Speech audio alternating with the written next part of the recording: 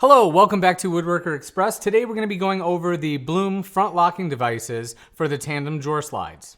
Now Blum offers more than just one option for these, and that's what we'll be talking about. So let's start with Blum's standard front locking device. These allow adjustment up and down for the drawer box. Now if you're looking for a front locking device that offers a little more, I would recommend the side-to-side version. Now, just like the standard locking devices, these have the up and down adjustments, and it also has a left and right adjustment, which is really nice. I know what you're thinking, I need more adjustments.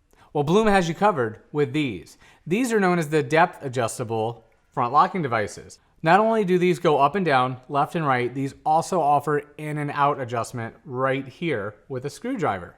For inset cabinetry, these are perfect. And last but not least, they also offer a narrow front locking device. These are just like Blum's standard front locking devices and offer the movement of up and down. These come in handy when you don't have quite enough room for the standard locking devices, especially for spice racks and smaller drawers. Well, thank you very much for watching, and as always, if you have any questions, please feel free to reach out to woodworkerexpress.com. Phone number is located on the website. Give customer service a call. They'll be more than happy to assist you with your order.